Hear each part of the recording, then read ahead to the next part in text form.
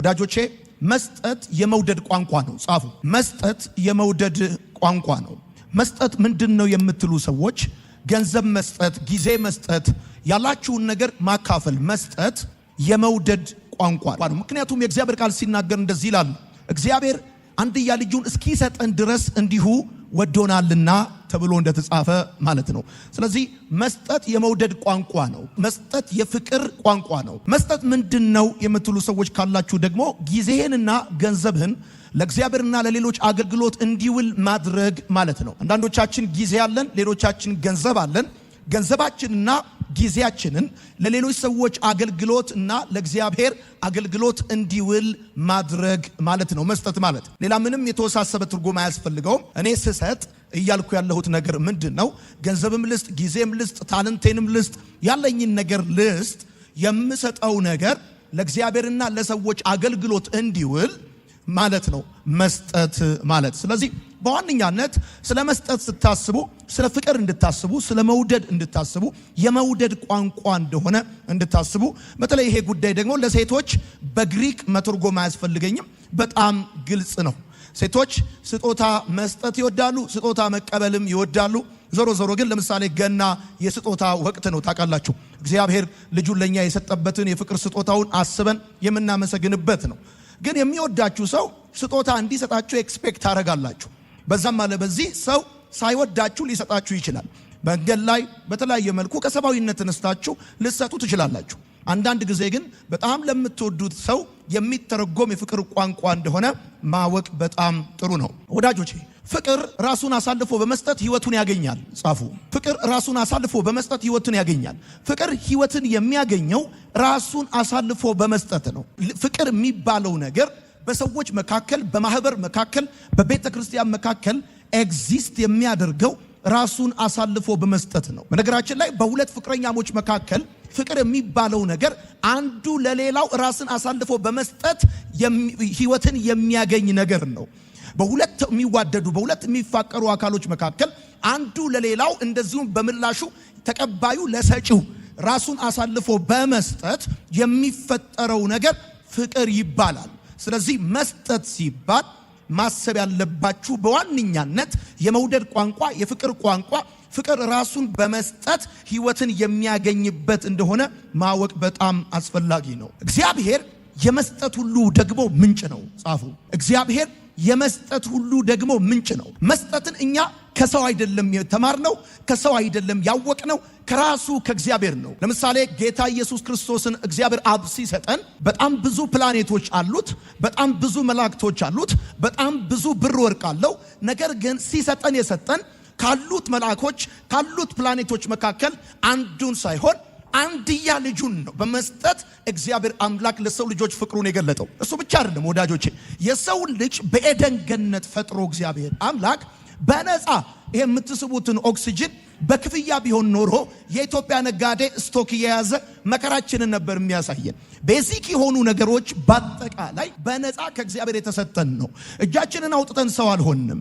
እጃችንን አውጥተን መሆን የምንፈልገውን ነገር ሳይሆን የሆን ነው በነፃ ነው እግዚአብሔር አምላክ የሰጠንን ነገር የሰጠን። ስንቶቻችሁ ናችሁ ሀብት የማግኘት ችሎታ እግዚአብሔር እንደሰጣችሁ የምታውቁ? አሁን የማልኩት የምታውቁን ያልኩት የምታምኑ አላልኩም። ዞሮ ግን መጽሐፍ ቅዱሳችን በዘዳግም መጽሐፍ ምዕራፍ 8 ቁጥር 18 ላይ ሲናገር እንደዚህ ይላል። እግዚአብሔር አምላክ ሀብት እንድታገኝ ችሎታ እንደሰጠ የእግዚአብሔር ቃል ይናገራል። እንደዚህ ይላል፣ ይኸውላችሁ ነገር ግን ዛሬ እንደሆነ ለአባቶች የማለውን ቃል ኪዳን ያጸና ዘንድ ሀብት ለማከማቸት እርሱ ጉልበት ሰጥቷልና አምላክን እግዚአብሔርን አስበው። አየ ጎበዝ ስለሆንክ አይደለም አሁን ያለህን ነገር ያለ እግዚአብሔር ጉልበት ስለሰጠ ነው፣ ችሎታ ስለሰጠ ነው። እግዚአብሔር ችሎታ ባይሰጥ፣ እግዚአብሔር ጉልበት ባይሰጥ ማከማቸት አትችልም። ማከማቸት ፈልገው ማከማቸት ያልቻሉ በጣም ብዙ ሰዎች አሉ። እና ማወቅ ያለብህ የመጀመሪያው ነገር ሀብት፣ አሁን ስለመስጠት ስታስብ ያለህን ነገር ነው የምትሰጠው።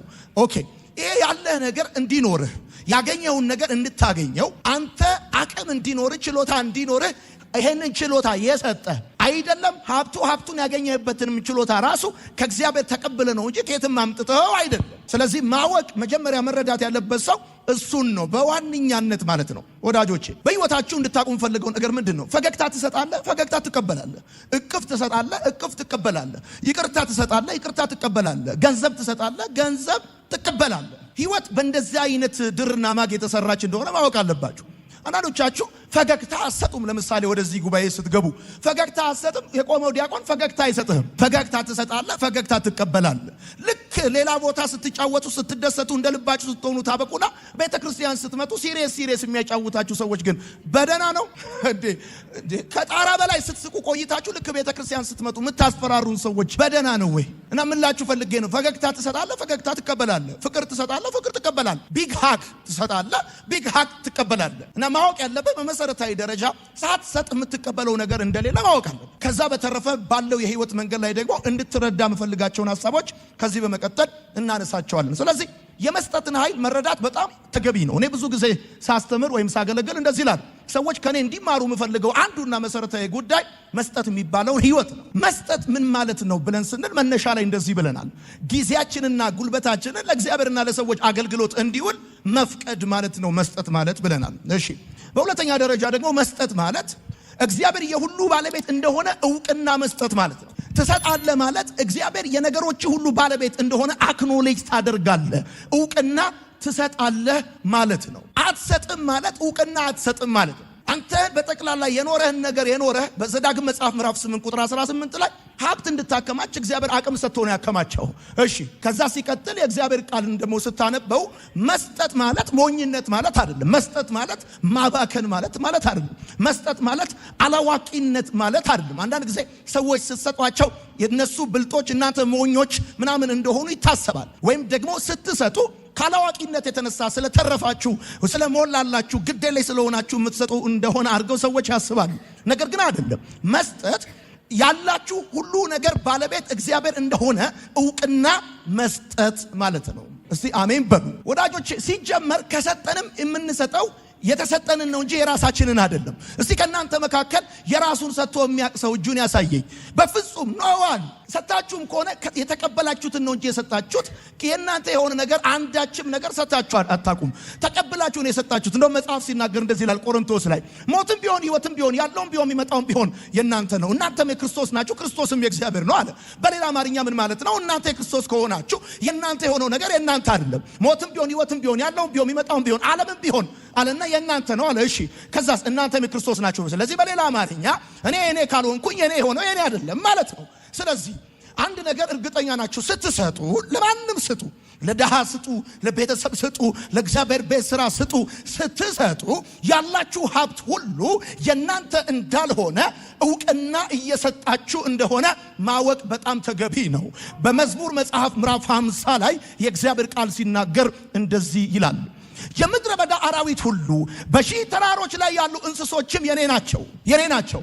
የሰማይን አዋፍ ሁሉ አውቃለሁ። ከዛስ የምድረ በዳ አራዊትም በኔ ዘንድ ናቸው። ብራብ ለአንተ አልነግርህም፣ ዓለምና ሞላው የኔ ነው አለ እግዚአብሔር። ቢርበኝ ለአንተ አልነግርህም፣ አብላኝ ብዬ አጠጣኝ ብዬ ለአንተ አልነግርህም። እና የምድረ በዳ አራዊት ሁሉ በሺህ ተራሮች ላይ ያሉ እንስሶች የኔ ናቸው። ስለዚህ ሰተህ ከሆነ ከእንስሳቶች መካከል በኪስ ካለው ገንዘብ መካከል በፈለከው ሁኔታ የሰጠኸው የራሱ የእግዚአብሔር ነው እንጂ ያንተን አይደለም። በነገራችን ላይ አሁን አንተ ከምትኖረው ህይወት የተሻለ ሊኖሩ ይገባቸዋል ተብለው በምድር መስፈርት የሚቆጠርላቸው የተሻለ ካራክተር፣ የተሻለ መንፈሳዊ ዲሲፕሊን፣ የተሻለ ብዙ ነገር ያላቸው ሰዎች አንተ ያለህን ነገር ባለማግኘት ምክንያት ሊኖሩ ሰዎች አሉ። ያለህ ነገር የሚያሳየው አንተ አዋቂ እንደሆንክ፣ ብልጥ እንደሆንክ፣ ጎበዝ እንደሆንክ ሳይሆን እግዚአብሔር ሰጪ እንደሆነ፣ ቸር እንደሆነ፣ በጎ እንደሆነ፣ ለሰው ፊት እንደማያዳላ፣ ከሰው ትላንትና እንደማይነሳ እግዚአብሔር ደግ እንደሆነ ነው የሚናገረው። ለምሳሌ እኔ አሁን የማገለግለው አገልግሎት በባለፈው 9 ዓመት የተሰሩ ስራዎች፣ ብዙ ግንባታዎች፣ ብዙ አገልግሎቶች የሚያሳዩት እኔ ከሌላ አገልጋዮች የተሻለ ኳሊቲ እንዳለኝ ሳይሆን እግዚአብሔር ለኔ ያበዛው ምሕረት ብቻ። ከእግዚአብሔር ምሕረት ውጪ ሌላ ልትጠራለት የምትችለው ልታወጣለት የምትችለው ምንም ነገር የለም። ከዚህ ነገር በስተጀርባ ያለ 104 ቁልፍ የሚባል ታሪክ የለውም። ምንም ቁልፍ የለውም። ከፊትም ምሕረት ነው፣ ከኋላም ምሕረት ነው፣ ትላንትም ምሕረት ነው፣ ዛሬም ምሕረት ነው። የእግዚአብሔር ደግነት ብቻ። ወዳጄ ከተኛበት ተነስተህ ምግብ እንደዚህ አኝከ እንድትውጠው አፒታይትን የከፈተው እግዚአብሔር ነው። በጣም ብዙ ሰዎች እያዩት እንደዚህ መብላት ያቃታቸዋሉ። አንተ ግን ይገርምሃል፣ ህይወት ካንተ ጋር በትክክል እየተሳለጠ ሲሄድ እግዚአብሔር ጤናህን ጠብቋል። እግዚአብሔር አፒታይት ሰጥቷል። የምትበላውን ብቻ አይደለም የምትበላበትንም አፒታይት ተቀብለህ ነው። የምትለብሰውን ብቻ አይደለም የገዛኸውን ልብስ የምትለብስበትን አካል ጤንነት ባያራምድህ ኖሮ ሱፎቹ የቤት ውስጥ ጌጥ ነበር የሚሆኑት። አንቺ ባትራመጂ ኖሮ ጫማዎቹ ከመደርደሪያ ባለፈ ትርጉም አይኖራቸውም ነበር። ወርቆቹ ትርጉም አይኖራቸውም ነበር።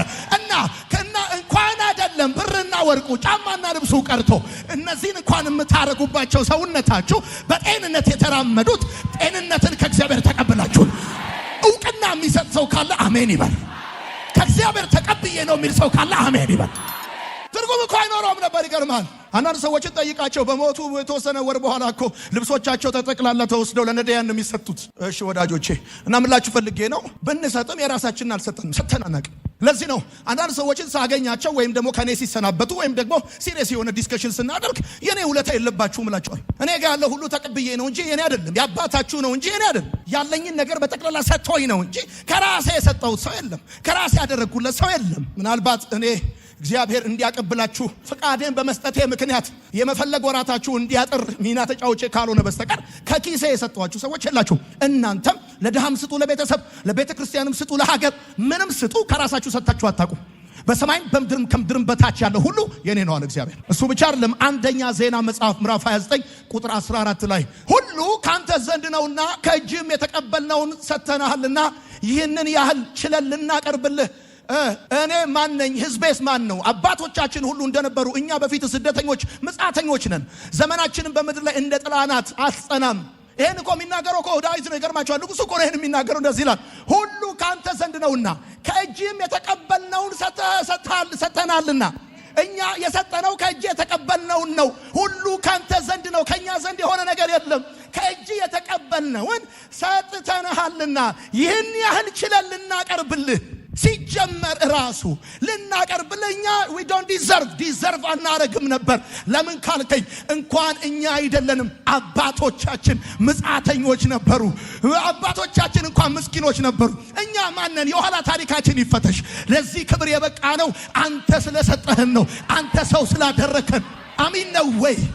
ከዚህ በኋላ እንኳን አለ በምድር ላይ ዘመናችን እንደ ጥላ ናት፣ አትጸናም። በዚህ አጭር ጊዜ በማትጸና ዘመን ውስጥ ለምትጸናው ላንተ መስጠት መታደል ነው። ላንተ ማድረግ መታደል ነው። ስለዚህ ሁሉ ካንተ ዘንድ ነው። ጤንነት፣ ትዳር፣ ልጅ፣ ቤተሰብ፣ ስራ ከእግዚአብሔር ዘንድ ነው። አንዳንዶቻችሁ ሳትማሩ የምትሰሩትን ስራ ሌሎች ተምረው እንዳጡት ሲገባችሁ ስራ ከእግዚአብሔር እንደሆነ ይገባችኋል። አንዳንዶቻችሁ ከደህና ቤተሰብ የተወለዱ ሰዎች የማይኖሩትን ህይወት ስትኖሩ ካፈር ከትቢያ አንስቶ እግዚአብሔር አምላክ አንዳንዶቻችሁ ብቻ ብዙዎቻችን እኮ ዛሬ ከመረዳት ወደ መርዳት ተሸጋግረናል። ከመቀበል ወደ መስጠት መተናል። ይሄን ያደረገ ማን ነው? አያቶቻችን ወደ ኋላ ንብረታቸው ቢቆጠር ከአህያ በስተቀር ምን ነበራቸው? ትናንትናችን ቢፈተሽ በደንብ ጥንቅቅ ያልን ድሃ የድሃ ልጆች ነበርን። ዛሬ ግን ቀን የወጣልን ቀና ያለው ታሪካችን የተቀየረው ህይወታችን ያማረው ከእግዚአብሔር ተቀብለን ነው የሚል ሰው ካለ አሜን ይበል። በደንብ አድርጋ አሜን በል። እንዲህ ብላችሁ ጻፉ። ስንሰጥ የኛን አይደለም የምንሰጠው። ስንሰጥ የኛን አይደለም የምንሰጠው። ቧንቧ ውሃ የምናገኝበትን መንገድ ነው እንጂ የውሃ ምንጭ አይደለም። ሆኖም አያውቅም። የውሃው ምንጭ ምድር ውስጥ ነው ያለው። አስተማሪነት ብር ያገኘህበት መንገድ ነው እንጂ የብሩ ምንጭ እግዚአብሔር ነው። እንዴ ይሰማሃል ወይ? ነጋዴነት ብር ያገኘበት መንገድ ነው እንጂ የብሩ ምንጭ እግዚአብሔር ነው። የብሩ ሶርስ እግዚአብሔር ነው። እስቲ በደንብ አድርጉና አሜን በል። ዲግሪ የብር ሶርስ ሆኖ እንደማያካወቅ የብዙ ሰዎች ዲግሪ ከሞፈርና ከቀንበር የማይሻልበት ዘመን ላይ ስንመጣ በጣም ብዙ ሰዎች ዲግሪያቸው ከፎቶ ባለፈ ከማስለቀሻ ባለፈ ምንም እንደማይጠቅም በዚህ ዘመን እየተረዱ ያሉበት ጊዜ እንደሆነ ታውቃለህ። እና ሰማይ መስኮቱን ሲከፍት በረሃብ ዘመን አንተ ቤት ጥጋብ ይሆናል። በችግር ዘመን አንተ ቤት በረከት ይሆናል። ሰዎች የቤተሰብ ቁጥራቸው በሚቀንስበት ዘመን አንተ እንግዳ አስገብተህ ትመግባለህ። አሜን። እውቅና መስጠት ታውቃላችሁ? የት ቦታ ምን እውቅና እንደምትሰጡ ማወቅ አለባችሁ። አሁን ዛሬ ይሄን ነገር ስንናገር ይኸውላችሁ ሰማይን ነው የምታንቀሳቅሱት። መላእክቶች ለእናንተ በረከትን ለማድረስ ኦርደር ነው የሚደረጉት። ለምሳሌ እያልኳችሁ ያለሁት እኔ ስራዬ ብር የማገኝበት መንገድ እንጂ የዛ ነገር ሶርስ አይደለም። የበረከቴ ሶርስ፣ የስኬቴ ሶርስ፣ የህይወቴ ሶርስ ምንጩ እግዚአብሔር ነው። ዛሬ ደግሞ እግዚአብሔር የላዩንም የታችሁንም ምንጭ ይከፍትላችኋል። የላዩንም የታችሁንም ምንጭ ይከፍትላችኋል። ያልጠበቃችኋቸው ምንጮች ይነቀላሉ። ለዚህ ነው ምስጉን ነው በክፎች ምክር ያልሄደ፣ በኃጢአተኞች መንገድ ያልቆመ፣ በዋዘኞች ወንበር ያልተቀመጠ፣ ነገር ግን በእግዚአብሔር ሕግ ደስ ይለዋል። ከዛስ በድርቅ ዘመን አለ ፍሬው አይቋረጥም አለ። በምንጭ ዳር እንደተተከለ ነው፣ ቅጠሉ አይደርቅም አለ። እንደዚህ ይሆናል ህይወታችሁ እንደዚህ ይሆናል። ወይዘሩ ነፋሻማ ይሁን ፀሐያማ ይሁን በክርስቲያን ላይ ዳዝማተር የኛ ፍሬያማነት የኛ ልምላሜ ስራችን ከተሰካበት ከእግዚአብሔር ሕግ አንጻር ነው። ከእግዚአብሔር መለኮታዊ ፕሮግራም አንጻር ነው። አሜን ይባላል። ስለዚህ በደንብ ስሙኝ። አንደኛ መስጠት ሀብት ሁሉ የእግዚአብሔር እንደሆነ እውቅና መስጠት ነው። የእግዚአብሔር እንደሆነ ያለ ሁሉ የእግዚአብሔር እንደሆነ። ሁለተኛ ወዳጆቼ መስጠት እግዚአብሔር ሰዎችን ወደ በረከት የሚያመጣበት መንገድ ነው። እግዚአብሔር ሰዎችን ወደ በረከት የሚያመጣበት መንገድ ነው መስጠት። አሁን ማወቅ ያለባችሁ ነገር ልንገራችሁ። እኛ እንደ አማኝ የበረከትን መንገድ መውሰድ ያለብን ከእግዚአብሔር ቃል ነው። በዚህ ሐሳብ ልሞግታችሁ ፈልጋለሁ። የበረከትን መንገድ መውሰድ ያለብን ከኩዮቻችን አይደለም። የበረከትን መንገድ መውሰድ ያለብን ከዚህ ከብድርና ቁጠባ ከጥቃቅንና አነስተኛ ከማህበራት መደራጃ አይደለም። እኛ የበረከትን መንገድ የምንወስደው እንደ አማኝ እኛ የበረከትን መንገድ የምንወስደው ከእግዚአብሔር ቃል ቢኮዝ አማኞች ነና። ለሰይጣን ጊዜ የወሰርነውን የእግዚአብሔር ቃል ለመስጠት ጊዜ ለበረከት ጊዜ እሱኑ ነው የምንወስደው ወዳጆቼ። ስለዚህ መስጠት እግዚአብሔር ሰዎችን ከበረከት ጋር የሚያገናኝበት መንገድ ነው። አንድ ጊዜ ዳዊት ሚስቱ ተቀማችበት። የዳዊት ብቻ ሳይሆን ከዳዊት ጋር የነበሩ አብረው ጋሻ ጃግሬዎቹ፣ ወታደሮቹ፣ ጠባቂዎቹ ሚስቶቻቸው ከነ ንብረቶቻቸው ተቀማ። ከዛ ዳዊት አንድ ጸሎት ጸለየ። ትሰጠኛለህ ወይ? ልውጣ አለ። ውጣ ነው እግዚአብሔር። ከዛ ዳዊት ወጥቶ እየሄደ እያለ ያ ጥሎት የሄደው ባሪያ መንገድ ላይ ወድቆ አገኘው ይላል። ግብፃዊውን ሰውዬውን መንገድ ላይ ወድቆ አገኘው። ከዛስ አነቀው አይደለም የሚለው፣ ቀጠቀጠው አይደለም የሚለው፣ የት ነው ያረካቸው አይደለም ያለው። ይገርማችሁ አልጠየቀውም። አገኘው። አንተ ማን አለው። እንደዚህ አለው። ጌታዬ ጥሎኝ ሄዶ ነው አለው። አበላው ይላል፣ አጠጣው ይላል። ነፍሱ ተመለሰች ይላል። ከዛስ እየመራ ወሰደው ይላል። አሁን ዳዊት ሚስት ጠፍቶበታል፣ ንብረት ጠፍቶበታል። ዳዊት የሆነ ነገር ምርኮ ተወስዶበታል። ከነገሩ ጋር የሚገናኝበት መንገድ ይሄንን ግብፃዊ ከወደቀበት አንስቶ ምግብ ማብላት፣ ውሃ ማጠጣት። ወዳጆቼ ስሙኝ፣ እግዚአብሔር ነገራችሁ ጋር የሚያመጣችሁ በሚረዷችሁ ሰዎች በኩል ሳይሆን እናንተ በምትረዷቸው ሰዎች በኩል፣ እናንተ በምታግዟቸው ሰዎች በኩል ነው። በራችሁን የሚከፍተው፣ ፍለጋችሁን የሚሰጣችሁ፣ ጥያቄያችሁን የሚመልስላችሁ። ምሳሌ መጽሐፍ ምዕራፍ 11 ቁጥር 24 ያለውን የሚበትን ሰው ምን አለሽ? ከዛስ ይጨመርለታልም። ከዛስ ያለ ቅጥ የሚነፍግ ሰውም አለ።